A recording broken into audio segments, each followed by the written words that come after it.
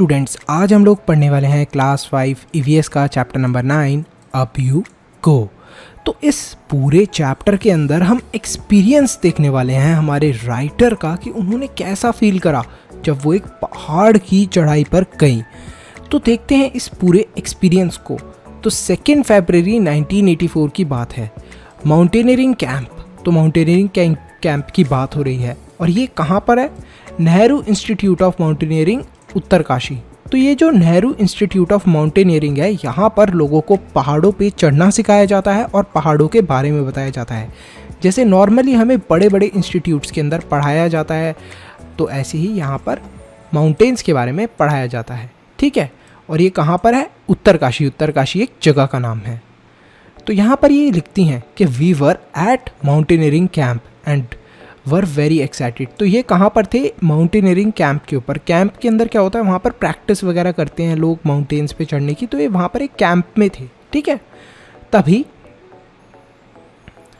तभी ये एक चीज़ नोटिस करती हैं कि वहाँ पर लगभग 20 जो थे लोग, वो केंद्र विद्यालय के टीचर थे। तो आप में से कितने बच्चे केंद्र विद्यालय के अंदर पढ़ते हैं? फटाफट कमेंट सेक्शन के अंदर कमेंट करके बताएं। और वहाँ पर और भी लोग थे, और भी वुमेन्स थी जो कि बैंक से थी और इंस्टीट्यूट्स, मतलब अलग अलग जगहों से थी। Today was the 2nd day of the camp. आज जो था, आज दूसरा दिन था कैंप का। पहला दिन उनका निकल चुका था। और जब मॉर्निंग में ये उठती हैं, in morning as I got out of bed and put my foot down I screamed in pain. जब ये सुबह सुबह उठती हैं और उठकर अपना पैर ज़मीन पर रखती हैं खड़े होने के लिए, तभी अचानक से चिल्लाती हैं, आ! अब इन्होंने ऐसा क्यों चिल्लाया होगा? क्या इन्हें चूहा दिखा या कॉकरोच दिखा? नहीं, ये इसलिए ऐसे चिल्लाई थी क्योंकि ये बहुत ज़्यादा दर्द में थी, इन्हें पेन हो रहा था। अब ये पेन क्यों हो रहा था? तभी इन्हें ध्यान आता है कि अरे ये दर्द तो इसलिए हो रहा है क्योंकि कल मैंने 26 किलोमीटर वॉक करी थी और बहुत हैवी रक्सैक था मेरी बैग के ऊपर। रक्सैक मतलब कि वजन टाइप, जो बैग के अंदर आप सामान वगैरह रखते हैं, उस टाइप का कुछ था इनका, जिसके अंदर बहुत ज़्यादा वेट था। ये काफ़ी ज़्यादा अफ्रेड थी, मतलब डरी हुई थी दोबारा उस क्लाइंब के ऊपर जाने के लिए। स्टीप क्लाइंब मतलब कि खड़ी चढ़ाई के ऊपर जाने के लिए। और काफ़ी ज़्यादा नैरो पाथ भी था। नैरो मतलब कि पतला था। ठीक है, तो ये पतली और उस खड़ी चढ़ाई पर जाने के लिए, मतलब कि पहाड़ जो था काफ़ी ज़्यादा खड़ा हुआ था, स्ट्रेट था बिल्कुल, तो उस पर चढ़ने के लिए ये काफ़ी ज़्यादा डरी हुई थी। इनकी आइज़ के अंदर टीयर्स थे और ये धीरे धीरे करके वॉक कर रही थी किसके रूम की तरफ? ब्रिगेडियर ज्ञान सिंह के रूम की तरफ। अब ये जो ब्रिगेडियर ज्ञान सिंह है, ये कौन है? तो ये थे the director of adventure course. तो ये जो एडवेंचर कोर्स था, जितने भी लोग आए थे इनके लिए जो कोर्स था, उसके डायरेक्टर कौन थे? ब्रिगेडियर ज्ञान सिंह। मतलब एक तरीके से ये हेड थे इन सब चीज़ों के। तो ये इनके पास जा रही थी, इन्हें डर लग रहा था, रो रही थी अंदर ही अंदर, और काफ़ी ज़्यादा डर लग रहा था कि कैसे मैं उनको ये बताऊंगी कि आज मैं ट्रैक पे नहीं जाना चाहती। I was thinking of what I could say to excuse my self from the day's trek. तो ये कुछ ना कुछ बहाना ढूंढ रही थी। तभी अचानक से इन्हें भारी सी आवाज़ सुनाई देती है पीछे से, मैडम यहाँ पर क्या कर रही हो? ब्रेकफास्ट का टाइम हो गया है, जल्दी करो, नहीं तो ट्रैक पर खाली पेट ही जाना पड़ेगा, कुछ भी नहीं बचेगा ब्रेकफास्ट में। तो ये फटाफट बोलती हैं, सर आई कुड नॉट से एनी मोर। इसके आगे ये कुछ बोल ही नहीं पाती, बस सर ही बोल देती हैं। You have come to tell me that you have blisters on your feets that you can not walk, isn't it? तो यहाँ पर जो यहाँ पर ज्ञान सिंह जी होते हैं, ब्रिगेडियर ज्ञान सिंह जी, वो इसको ये बोलते हैं, जो मैडम होती हैं ये, इन मैडम को ये बोलते हैं कि अच्छा मैं समझ गया आप मेरे से क्या बोलना चाहते हो, कि आपके पैरों के अंदर छाले हो गए हैं। ब्लिस्टर ऐसे होते हैं, जैसे आपने देखा होगा हम लोग जब बहुत ज़्यादा कोई ऐसा शूज़ पहन लेते हैं या फिर कुछ स्लीपर्स ऐसी पहन लेते हैं जिनसे हमारे पैरों के अंदर निशान पड़ जाते हैं, कटने लग जाते हैं, तो उस टाइप से ब्लिस्टर, हिंदी में हम लोग छाले बोलते हैं। तो उस टाइप से इनके छाले हो गए थे पैरों के अंदर। तो ये चीज़ पहले ही जानते थे, तो उन्होंने यही पूछा ब्रिगेडियर ज्ञान सिंह ने कि आपके पैरों के अंदर छाले हो गए हैं और आप ये बोलना चाहती हो कि आज आप नहीं जाना चाहती, यही बात है ना? तो ये बोलती हैं हाँ सर बिल्कुल। तो यहाँ पर जो ज्ञान सिंह जी हैं वो रिप्लाई करते हैं, brigadier Gyan Singh ji, that's nothing new, ये कोई नई बात नहीं है, अब फटाफट तैयार हो जाओ और आओ। तो उनको ऐसा बोल देते हैं कि ये जो तुम्हारे चोट लगी है कोई नई बात नहीं है, जल्दी से आ जाओ। I hung my head and rushed back to get ready. I had just turned when I heard his voice again. Listen madam, you will lead group number 7. You will have to help any member who has difficulty climb the mountains. You have already been told about the responsibilities of our group leaders in the mountains. तो यहाँ पर जो ये ज्ञान सिंह जी होते हैं एक और ऑर्डर दे देते हैं मैडम को, बोलते हैं मुड़ सुनो मैडम, जल्दी से तैयार हो जाओ और आप ग्रुप नंबर 7 को लीड करोगी, मतलब कि आप ग्रुप नंबर 7 की लीडर होगी। और अगर कोई भी मुसीबत के अंदर होगा मेंबर तो आपको उसकी मदद करनी होगी, आपको देखना होगा, उसकी हेल्प करनी होगी। और आपको ये सारी बातें हम लोग पहले ही बता चुके हैं कि जो ग्रुप के अंदर लीडर होता है वो कितना इम्पोर्टेंट होता है। तो बेचारी एक तो वैसे ही नहीं जाना चाहती थी, चोट लगी हुई थी पैर में, ऊपर से उसको इतनी सारी जिम्मेदारी और दे दी।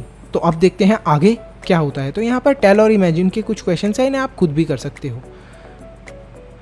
अब रिस्पॉन्सिबिलिटी की बात करते हैं, मतलब कि जिम्मेदारी। I started thinking about what a leader must do. तो ये सोचने लगी कि आखिर एक लीडर क्या कर सकता है। Help others in carrying there bags, क्या लोगों से बैग ना उठाए जाएं तो उनको बैग उठाने में मदद करे।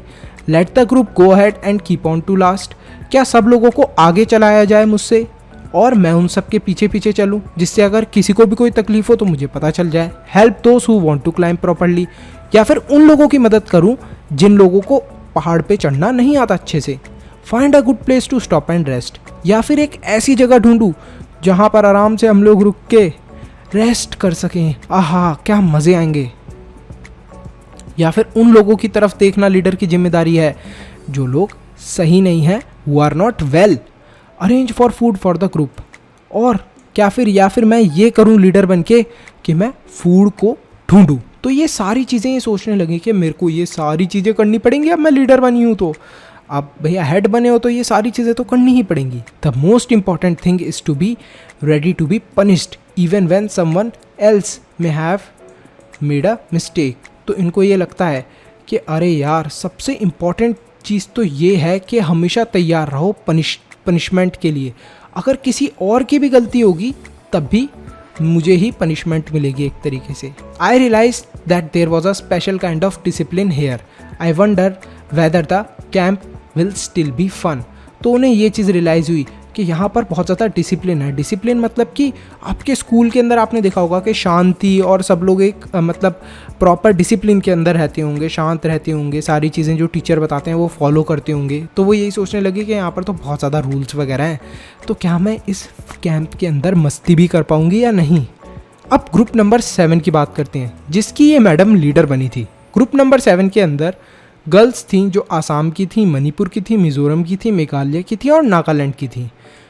और यही सिर्फ एक टीचर थी इस पूरे ग्रुप के अंदर जो कि केंद्र विद्यालय से थी, और कोई भी इस ग्रुप के अंदर टीचर नहीं थी। I was happy to meet my new group members, और ये बहुत ज़्यादा खुश थी अपने न्यू ग्रुप के मेम्बर्स से मिलके। Most of them could not speak Hindi well, और इनमें से ज़्यादातर जितने भी लोग थे उन्हें हिंदी बोलना नहीं आती थी अच्छे से। I still feel bad that after being together for 21 days I could not talk even once with Khondobi from Mizoram. तो ये जो खोंडोन भी किसी लड़की का नाम है, उससे ये शायद बात भी नहीं कर पाए 21 days तक भी प्रॉपरली, क्योंकि इन्हें लैंग्वेज नहीं आती थी उसकी, इन्हें सिर्फ हिंदी ही बोलना आती थी। और जो बाकी के लोग थे ग्रुप में उन्हें हिंदी अच्छे से बोलना नहीं आती थी। तो खोंडोबी कहाँ से थी? मिजोरम से। और ये कौन सी लैंग्वेज बोलती थी? ये बोलती थी ओनली मिज़ोरम की जो लैंग्वेज है मीज़ो, ये वही बोल पाती थी। But in our hearts we grew close to each other, लेकिन मन ही मन में या दिल के अंदर ये एक दूसरे के क्लोज आते गए। अब रिवर क्रॉसिंग की बात हुई है, तो माउंटेन्स जब होते हैं, माउंटेन्स के बीच में रिवर भी होते हैं, तो उनको क्रॉस करने का तरीका यहाँ पर इन्होंने बताया है। We got vitamin C, iron tablets and hot chocolate milk with our breakfast. These were given for strength and to keep us warm in the cold. Every morning there would be a medical checkup. We tied our bandages and counted the days left. तो इनको रोज़ सुबह सुबह vitamin C की दवाई दी जाती थी, iron की दवाई दी जाती थी और हॉट चॉकलेट का मिल्क दिया जाता था। ओहो टेस्टी टेस्टी। उसके बाद ब्रेकफास्ट मिलता था इन्हें, और साथ ही में ये सारी चीज़ें इन्हें क्यों दी जाती थी, जिससे कि इनके अंदर स्ट्रेंथ मतलब कि ताकत बनी रहे और ये गर्म फील करें, इन्हें ठंड ना लगे। हर सुबह इनका एक मेडिकल चेकअप होता था, डॉक्टर आके इनका मेडिकल चेकअप करा करते थे और बैंडेजेस मतलब कि पट्टियाँ कर देते थे। और ये लोग गिनते थे, अरे यार अब इतने दिन बचे हैं, कैसे भी करके इतने दिन निकाल लो, अब और चोट ना लगे, ठीक है। After 8 kilometre trek we reached a river. ये 8 किलोमीटर का ट्रैक करते हैं, उसके बाद ये कहाँ पर पहुँचते हैं, रिवर के पास एक there was a thick rope tied across the river. अब जो रिवर था इसके पास में देखोगे ना तो ऐसी एक रस्सी बंधी हुई थी, बहुत मोटी सी, तो एक किनारे से लेके दूसरे किनारे पर बंधी हुई थी रिवर के। ये देख रहे हो आप, यहाँ पर ये रस्सी है, ये यहाँ से दूसरे किनारे पर जो रिवर का दूसरा किनारा है उधर ये बंधी हुई है।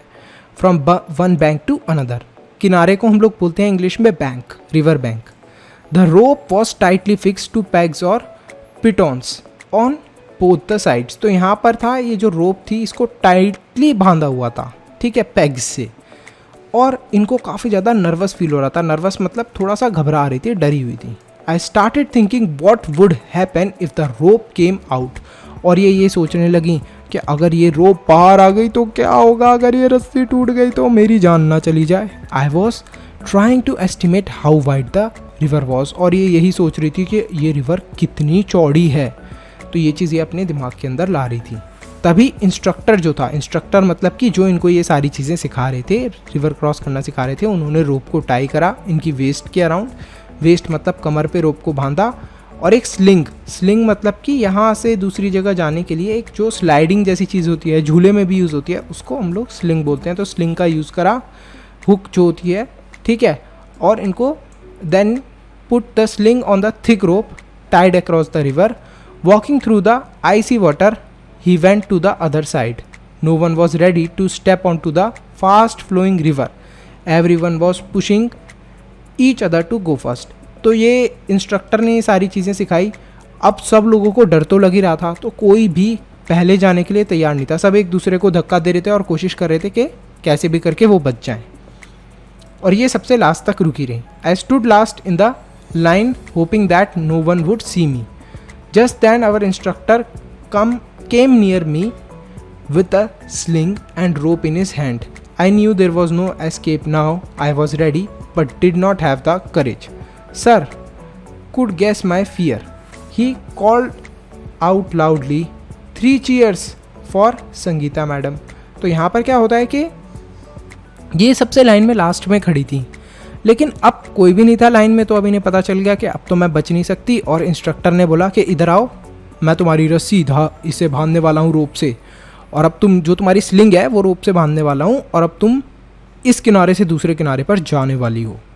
तो ये जो इंस्ट्रक्टर था उसे पता चल गया था कि काफ़ी ज़्यादा डर रही हैं, तो इंस्ट्रक्टर ने ज़ोर से चिल्लाया उधर जो दूसरे लोग खड़े थे दूसरी साइड पे रिवर के, जिन्होंने क्रॉस कर लिया था, कि ज़ोर से मैडम को चीयर अप करो और बोलो संगीता मैडम, ठीक है, जिससे कि वो वहाँ पर आ पाएँ और उनको डर ना लगे। And before I knew it, someone had gently pushed me into the water. तो ऐसा ही होता है, क्या करते हैं कि कोई और क्या करता है, इनको वाटर के अंदर यहाँ पर ये बांध कर और इनको पुश कर देता है, तो ये स्लाइड करते हुए दूसरी साइड पहुँच जाती हैं। I felt as if my feet were frozen. I started shivering. My teeth were chattering. I caught hold of the rope and started pulling my feet firmly on the river bed. As I walked further in the river, I got deeper and slowly the water reached up to the neck. In the middle of the river, I lost my balance and started slipping. I was so scared and felt so cold that the rope slipped from my hand. I started shouting for help. तो क्या होता है कि जब ये cross कर रही होती है तो इनके हाथ से जो वो रिवर के लिए इन्होंने वो होती है ना रोप, वो रोप ही छूट जाती है, जो रोप बांधी हुई होती है। ये काफ़ी ज़्यादा डरी हुई होती हैं, इस वजह से ये रोप को ही छोड़ देती हैं और चिल्लाने लगती हैं, मेरी कोई मदद करो। I was sure I would be carried away by the river. और इनको ये चीज़ पक्का पता थी कि ये जो इतनी ज़ोर से नदी बह रही है मैं इसके अंदर बह जाऊँगी, but no, I found that I was tied with the rope to the sling. Hold the rope, hold the rope. I could hear the shouts. I somehow managed to get hold of the rope and pull myself forward. Slowly, with some courage, I reached the river bank. I felt a special kind of happiness as I came out of the water. तो क्या होता है कि ये गिरी तो नहीं थी. क्यों नहीं गिरी थी? क्योंकि इन्हें एक स्लिंग से, मतलब मैंने बताया ना कि एक अटैच करने वाली चीज़ होती है, उससे इन्हें उससे ये रस्सी से बंधी हुई थी. ठीक है, तो इनको ये डर तो नहीं था कि ये गिर जाएंगी. तभी इन्हें दूर से आवाज़ सुनाई देती है, होल्ड द रोप, रोप को पकड़ो, रोप को पकड़ो. और जैसे ये आवाज़ सुनती हैं तो ये कोशिश करती हैं कैसे भी रोप को पकड़ने की और अपने आप को खींचने की रोप के साथ साथ. तो ये ऐसा ही करती हैं और अपने आप को आगे की तरफ खींचती हैं और जैसे तैसे करके ये नदी के किनारे पर पहुंच जाती हैं. और इन्हें बहुत ज़्यादा खुशी होती है जब ये किनारे पर पहुंचती हैं. अरे वाह, मैंने किनारे पे फाइनली पहुंच गई. Happiness on finishing a challenge, finishing a challenging task. Now standing on the bank, I was calling out to others to hold the rope tightly. I knew that this confidence was a result of facing a challenge with courage. अब एक बात थी कि यहाँ पर उन्होंने जब ये पूरा चैलेंज कंप्लीट कर लिया तो और लोग, अगर कोई आ रहा था पीछे से, तो ये उन्हें भी क्या कर रही थी, बहुत ज़्यादा एनकरेज कर रही थी. एक तरीके से उन्हें भी हिम्मत दे रही थी कि रस्सी को पकड़ो और आओ, रस्सी को पकड़ो और आओ, डरो मत, डरो मत. तो ऐसा ही होता है. नेक्स्ट है हमारा rock climbing. We had to climb 15 kilometre to reach track village. तो ये जो होता है रॉक के ऊपर चढ़ने को हम लोग बोलते हैं rock climbing. It was at height of 1600 metres. Our rucksacks had all that we may need. Food packets, water bottles, rope, hook, plastic sheet, dairy, torch, towel, soap, wind cheater, whistle, glucose, jaggery, chana and some other snacks. तो इनका जो backpack था, एक तरीके से rucksack जिन्हें ये बोल रही हैं, उसके अंदर सारी चीज़ें ऑलरेडी प्रेजेंट थी. ठीक है, तो अब इन्हें पता था कि हमें चढ़ना है और हमारे पास खाने पीने की तो सारी चीज़ें हैं, कोई कमी है नहीं. We could see fruits and vegetables growing in the step fields. और इन्हें ये भी दिख रहा था रास्ते में खाने पीने के जो वेजिटेबल्स हैं और फ्रूट्स वो उग रखे हैं. और तभी इन्हें दिखते हैं कॉलोनियल राम सिंह, जो कि 90 मीटर्स हाई फ्लैट रॉक पे चढ़े हुए होते हैं पैक्स और रोप्स के साथ. We had been told to first observe the rock carefully and identify holds, place where we can put our hands and feet. Today I was not going to back out. I stood first in the line. Our instructor tied a rope around his waist. तो देखो क्या होता है कि जब ये चढ़ रहे होते हैं पहाड़ के ऊपर, तो इंस्ट्रक्टर ऐसा बोलते हैं इन्हें, जो इनको चढ़ाने में हेल्प कर रहे थे, कि ऐसी जगह पर पैर रखना, ऐसी जगह पर हाथ रखना जहाँ से तुम ऊपर की तरफ चढ़ सको, अच्छे से देखकर चढ़ना. तो ये ऐसा ही फॉलो करती हैं. अब लास्ट टाइम तो इन्होंने क्या करा था, रिवर वाले टाइम पे सबसे लास्ट में खड़ी हुई थी लाइन पे, लेकिन आज सबसे आगे खड़ी होती हैं, बोलती हैं कि नहीं, आज मैं चैलेंज से हार नहीं मानूंगी, आज मैं ट्राई ज़रूर करूंगी. और इनकी कमर के पर वो रोप बांध देते हैं, जिससे कि अगर ये गिरें तो वो रोप इन्हें बचा ले. He put the sling and held the thick rope which was hanging. He started climbing as if he was running up. I also put my sling, but as I took my first step, I slipped, and there I was swinging from the rope. तभी क्या होता है, अचानक से जो इनका instructor था, मतलब जो इनको सारी चीज़ें सिखा रहा था, वो फटाफट ऊपर चढ़ रहा होता है. जैसे कि मान लो वो पहाड़ के ऊपर रेस लगा रहा है, ऐसे भाग रहा था. लेकिन जैसे ही ये चढ़ने की कोशिश करती हैं संगीता, इनका पैर स्लिप हो जाता है और ये लटक जाती हैं रस्सी से. तो इन्हें लगता है अरे यार क्या हो गया. तभी keep your body at an angle of 90 degree while climbing. I heard keep your back straight, do not bend. तभी इनको ये आवाज़ आती है कि अपनी बॉडी को 90 डिग्री एंगल पे रखो, ठीक है, और अपनी बैक को, अपनी पीठ को बिल्कुल स्ट्रेट रखना, बेंड मत करना. Keeping this in mind I imagine the rock as flat ground and started to climb up. अब ये क्या चीज़ इमेजिन करती हैं अपने दिमाग के अंदर कि ये पहाड़ नहीं है कोई, मैं ज़मीन के ऊपर चल रही हूँ, जैसे हम लोग ज़मीन के ऊपर चलते हैं ना, ऐसे ही चल रही हूँ. तो ये ऐसा ही ट्राई करती हैं. Again while coming down we had to use the rope in a special way called rappelling. I did this with the same fearlessness. तो अब जब ये ऊपर चली जाती हैं बड़े आराम से, फिर जब इन्हें वापस आना होता है तब ये यही तरीका यूज़ करती हैं. और एक नया तरीका होता है, उसका नाम क्या होता है, रैपलिंग. उसका यूज़ करती हैं, लेकिन ऐसे ही बिल्कुल भी डरती नहीं है और सीधे आराम से नीचे आ जाती हैं. अब एक फ़नी इंसिडेंट की बात हुई है, मजाक वाले इंसिडेंट की बात हुई है. ये है 14 फरवरी 1984 का incident. It was evening. Khondonbi was feeling hungry. तो जो खोंडोनबी थी वो बहुत ज़्यादा भूख लग रही थी उसे। We did not have anything to eat. और इन लोगों के पास खाने के लिए कुछ भी नहीं था। She jumped over the fences and got into the field. तभी आसपास कहीं पे खाने पीने का कुछ उग रहा होगा, तो ये वहाँ पर जो फील्ड के पास फेंसेस लगी होती हैं, फेंसेस मतलब कि पार्टीशन टाइप लगे होते हैं कि कोई किसी के खेत में ना जाए, तो ये उसको क्लाइम करके चली गई उसके अंदर, ठीक है। और इसने जल्दी से 2 बड़े बड़े क्यूकम्बर का मतलब होता है खीरे, फटाफट 2 खीरे तोड़ लिए और वापस आ गई। Just then a women came from behind and caught hold of her bag. तभी एक औरत ने उसे पकड़ लिया और उसका बैग पकड़ा जोर से। She started saying something to Khandonbi in her own language. और तभी वो खंडोनबी को अपनी खुद की लैंग्वेज में, अपनी खुद की भाषा में कुछ बोलने लगी। We could not understand what she was saying. इन लोगों को ये भी नहीं समझ में आ रहा था कि वो जो औरत थी जिसने खंडोनबी को पकड़ा था वो आखिर क्या कह रही थी खंडोनबी से। Khandonbi was trying to explain in her Mizo language which we could not understand. I tried to explain in Hindi but neither of them understood it. Finally I folded my hands to say that we were sorry. तो क्या होता है कि खंडोनबी जो थी वो अपनी मीज़ो की लैंग्वेज, मतलब उसे मीज़ो ही लैंग्वेज आती थी, तो वो उसके अंदर समझा रही थी, जो कि उन्हें कुछ भी समझ में नहीं आ रहा था, जो वो औरत थी, और इन लोगों को भी कुछ समझ में नहीं आ रहा था। इसके बाद ये ट्राई करती हैं उनको हिंदी में समझाने का, तो उन्हें हिंदी भी समझ में नहीं आ रही थी जो वो औरत थी।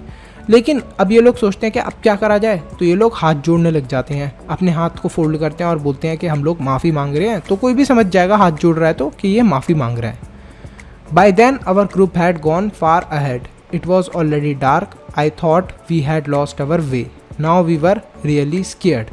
We could not see anything even with our torches. I started sweating even though it was cold. I tightly held Khandonbi's hand. तो क्या होता है कि अब जब ये सारी चीज़ें हो रही थी, जब तक इनका जो ग्रुप था वो बहुत आगे तक चले गया था, और अब ये टॉर्च ऑन करके देख रहे थे अपने ग्रुप की तरफ, तो वो ग्रुप मिल ही नहीं रहा था।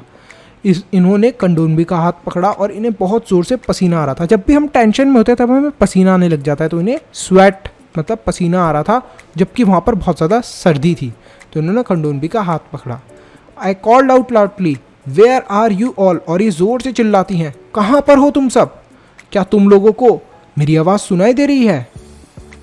और इनकी जो आवाज़ थी वो इको होने लगी माउंटेन्स के अंदर। इको मतलब कि hello hello hello hello hello, ऐसे जब आप माउंटेन्स के अंदर जाओगे तो आवाज़ वापस लौट के आती है। We both started to whistle loudly and flashed our torches. अब इन लोगों ने क्या करा, एक ट्रिक सोची कि हम लोग ज़ोर ज़ोर से सीटी बजाएंगे और अपनी टॉर्च इधर उधर घुमाएंगे, शायद किसी को टॉर्च की रोशनी दिखे तो वो हमारी हेल्प करने के लिए आ जाए। Probably the group had noticed that we were missing. We heard some whistles at a distance. I understood the signal. We held each other's hand tightly and waited. Khondonbee felt that we should keep talking. She started singing a Mizo song loudly. After some time, we saw them coming towards us. At last, we were with the group again. अब क्या होता है कि इन लोगों को है ना दूसरी साइड से भी सीटी की आवाज़ें आती हैं, तो ये समझ जाते हैं कि हमारे ग्रुप वालों को पता चल गया है कि हम खो गए हैं। तो ये लोग क्या करते हैं कि वहीं पर खड़े रहते हैं, और जो खंडोनबी थी वो मीज़ो लैंग्वेज जो थी उसके अंदर कुछ गाना वगैरह गाने लग जाती है। तभी थोड़ी ही देर में जो इनके ग्रुप के बाकी के लोग होते हैं वो इन्हें ढूंढ लेते हैं और इनसे मिलने के लिए आ जाते हैं। Selected as a part of team to climb Mount Everest she had. तो यहाँ पर है अ स्पेशल गेस्ट, तो एक स्पेशल गेस्ट की भी बात हुई है, ठीक है। अभी हम इसके बारे में पढ़ते हैं। After dinner we get to meet a special guest. तो इन्हें किससे मिलने का मौका मिला, स्पेशल गेस्ट से, और उनका नाम था बचेंद्री पाल।